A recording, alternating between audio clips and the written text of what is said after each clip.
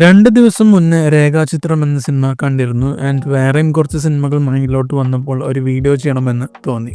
കാര്യമായ സ്പോയിലേഴ്സ് ഈ വീഡിയോയിൽ ഇല്ലെങ്കിലും കാണുമ്പോൾ ചിലപ്പോൾ സ്പോയിലേഴ്സ് അനുഭവപ്പെടാം. So let's get started. കാതോട് കാതോരം എന്ന സിനിമയുടെ റെഫറൻസ് വെച്ച് ഒരു ആൾട്ടർനേറ്റ് റിയാലിറ്റി എസ്റ്റാബ്ലിഷ് ചെയ്യാൻ ശ്രമിച്ചത് ഒരു എക്സ്റ്റെൻഡ് വരെ ഓക്കെയാണ്. പക്ഷേ ഈ സിനിമ എനിക്ക് ആകെപ്പാട് ഒരു ആവറേജ് എക്സ്പീരിയൻസ് ആണ് തന്നത്. ഒരു സിനിമ വെച്ച് മറ്റൊരു സിനിമ ഉണ്ടാക്കുന്ന ആശയം നല്ലതാണ്, പക്ഷേ ആസ് എ ഹോൾ ആ ആശയത്തിന് പറ്റിയൊരു എക്സിക്യൂഷൻ ഈ സിനിമയ്ക്ക് ഇല്ല. ഒരു സിനിമയെ സംബന്ധിച്ചിടത്തോളം ആവശ്യത്തിന് ഡീറ്റെയിൽസ് നരേറ്റീവിൽ കൊടുക്കുന്നത് നല്ലതാണ്, പക്ഷേ ഇതിനൊരു ലിമിറ്റുണ്ട്. രേഖാചിത്രത്തിൻ്റെ പ്രധാന പ്രശ്നവും ഇത് തന്നെയാണ്. ആവശ്യത്തിനും അനാവശ്യത്തിനും ഈ സിനിമയിൽ ഒരുപാട് ഡീറ്റെയിൽസ് തരുന്നുണ്ട്.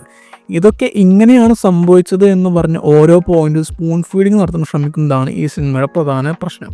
കോൺസെപ്റ്റ് പ്രകാരം നല്ല പൊട്ടൻഷ്യൽ ഒരു സിനിമ തന്നെയാണ് രേഖാചിത്രം, പക്ഷെ അനാവശ്യമായി കുറേ കാര്യങ്ങൾ ഇൻക്ലൂഡ് ചെയ്ത് വരുമ്പോഴും ഈ സിനിമ പലപ്പോഴും ബോറാവുന്നുണ്ട്.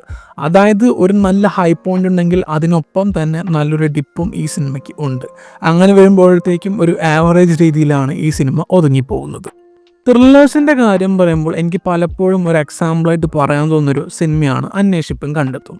എന്ന് വെച്ചാൽ ഈ സിനിമയ്ക്ക് എക്സ്ട്രാ ഓർഡിനറി ആയിട്ട് പറയാനുള്ള കഥയോ എലമെൻസോ ഇല്ല, ഒരു ഗംഭീര ത്രില്ലർ ആവാനുള്ള സംഭവങ്ങളും ഇല്ല. പക്ഷെ റൂട്ടീനായ കാര്യങ്ങൾ വെച്ചുകൊണ്ട് തന്നെ അത്യാവശ്യം ഡീസൻ്റ് ആയിട്ട് തന്നെ നരേറ്റീവ്സുള്ളൊരു സിനിമയാണ് ഇത്.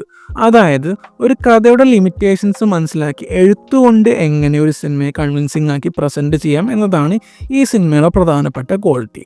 എവിടെയും എന്നെ ബോറടിപ്പിച്ചിട്ടില്ല എന്നൊരു ഗുഡ് വാച്ച് തരുന്നൊരു സിനിമയാണ് ഇത്. ഈ സംഭവം എനിക്ക് രേഖാചിത്രത്തിൽ കിട്ടിയിട്ടില്ല. രേഖാചിത്രത്തിൻ്റെയും എബ്രഹാം ഓസ്ലറിൻ്റെയും ബേസ് ഈ സിനിമയാണ്. ഈ തണുത്ത വെളുപ്പാങ്കാലത്ത് രേഖാചിത്രത്തിൻ്റെ ബേസ് ഏതാണ്ട് ഇതുപോലെയാണെങ്കിലും നരേറ്റീവ് പാറ്റേൺ എക്സാക്റ്റ് ഇതുപോലെയൊന്നുമല്ല. പിന്നെയും ഇൻപുട്സ് എഴുത്തുകാരൻ സിനിമയ്ക്ക് കൊടുത്തിട്ടുണ്ട്, പക്ഷേ ഓസ്ലർ ഇതുപോലെ തന്നെ പകർത്തിയിട്ടുണ്ട്. പക്ഷേ ഈ തണുത്ത വെളുപ്പാങ്കാലത്ത് ആ സിനിമ ഇറങ്ങിയ കാലം വെച്ച് നോക്കുമ്പോൾ ഒരു ഗംഭീര അറ്റംപ്റ്റ് ആണ്. അതായത് 2010 മുതൽക്ക് ഇപ്പോഴും പയറ്റിക്കൊണ്ടിരിക്കുന്ന മലയാളത്തിലെ ഒരു കോമൺ ത്രില്ലർ പാറ്റേൺ 90s പത്മരാജൻ്റെ എഴുത്തിലൂടെ ഇൻട്രൊഡ്യൂസ് ചെയ്യുക എന്ന് പറഞ്ഞു കഴിഞ്ഞിട്ടുണ്ടെങ്കിൽ അത് എക്സ്ട്രോർഡിനറി ആയിട്ട് പറയുന്നൊരു കാര്യമാണെന്ന് എനിക്ക് പറയേണ്ടി വരും. പിന്നെ ഈ സിനിമയുടെ പാറ്റേൺ ഇവിടെ കോമൺ ആയി എന്ന് മാത്രം. ഞാൻ പറഞ്ഞു വരുന്നത് രേഖാചിത്രം ഒരു മോശം സിനിമയാണ് എന്നല്ല, പക്ഷെ നന്നാക്കാൻ പൊട്ടൻഷ്യൽ ഒരു സിനിമയെ അൺവാണ്ടഡായ ഓരോ സെഗ്മെൻറ്റ്സ് ആഡ് ആക്കിയിട്ട് വെറുതെ ഇടയ്ക്കിടയ്ക്ക് ഈ സിനിമയെ ബോറാക്കിയിട്ടുണ്ട്.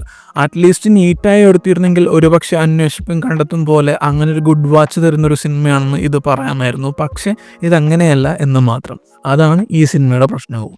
രേഖാചിത്രം എന്ന സിനിമയെക്കുറിച്ചുള്ള നിങ്ങളുടെ ഒപ്പീനിയൻ കമൻറ്റ് സെക്ഷനിൽ പറയുക. മറ്റൊരു വീഡിയോ ആയിട്ട് പിന്നെ വരാം. Bye guys.